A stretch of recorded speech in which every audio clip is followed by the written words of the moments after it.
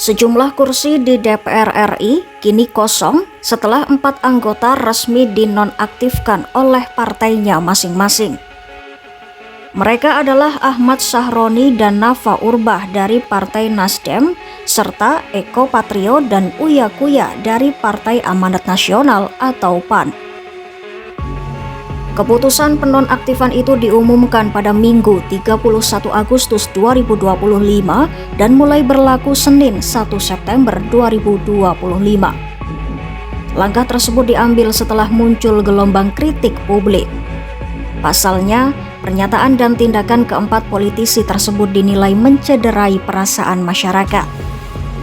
Ya, polemik itu terjadi di tengah meningkatnya kemarahan publik terhadap kenaikan tunjangan DPR yang memicu demonstrasi besar di berbagai daerah.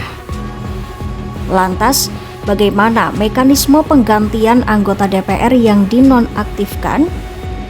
Apakah kursi kosong itu langsung terisi? Menurut Undang-Undang Nomor 17 Tahun 2014 tentang MPR, DPR, DPD, dan DPRD atau Undang-Undang MD3, prosesnya tidak bisa instan. Penonaktifan oleh partai hanya tahap awal. Pasal 239 ayat 2 huruf D menyebutkan anggota DPR dapat diberhentikan antar waktu apabila diusulkan oleh partai politiknya. Usulan itu disampaikan kepada pimpinan DPR dengan tembusan ke Presiden, sebagaimana diatur dalam pasal 240 ayat 1. Setelah menerima usulan tersebut, pimpinan DPR punya waktu 7 hari untuk meneruskannya ke Presiden. Presiden kemudian meresmikan pemberhentian itu paling lambat 14 hari sejak menerima usulan. Namun, anggota yang diberhentikan partainya masih punya hak untuk mengajukan keberatan lewat pengadilan. Jika pemberhentian sudah resmi, barulah proses pergantian antar waktu atau PAW dimulai.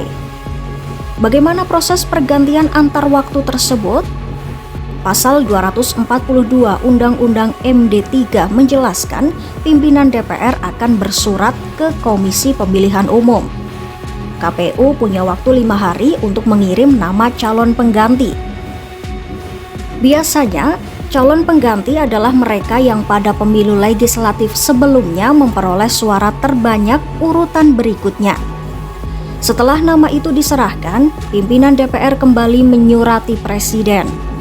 Presiden kemudian memiliki waktu 14 hari untuk meresmikan pemberhentian sekaligus mengangkat pengganti antar waktu lewat keputusan Presiden.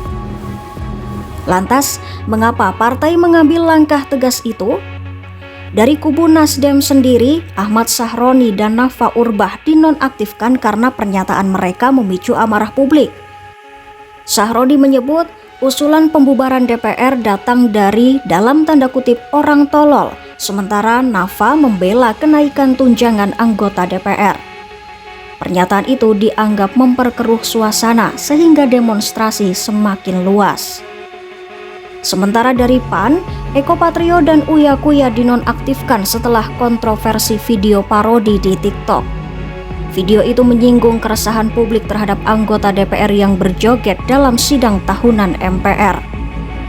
Meski keduanya sudah meminta maaf, partai menilai tindakan itu memperburuk citra DPR di tengah kondisi sosial yang panas. DPP Partai Amanat Nasional memutuskan untuk menonaktifkan saudaraku Eko Hendro Purnomo dan saudaraku Surya Utama sebagai anggota DPR RI dari fraksi Partai Amanat Nasional DPR RI terhitung sejak hari Senin 1 September 2025. Dengan begitu, kursi DPR dari fraksi Nasdem dan PAN kini menunggu proses pergantian antar waktu. Nama-nama pengganti baru akan muncul setelah seluruh mekanisme hukum dan administrasi selesai dijalankan. Yang jadi pertanyaan, siapa pengganti keempat politisi ini? Jawabannya ada di tangan KPU, partai politik, dan Presiden sesuai aturan dalam Undang-Undang MD3. Yang jelas, prosesnya tidak sebentar. dan publik akan menunggu siapa saja yang akhirnya duduk menggantikan mereka di Senayan.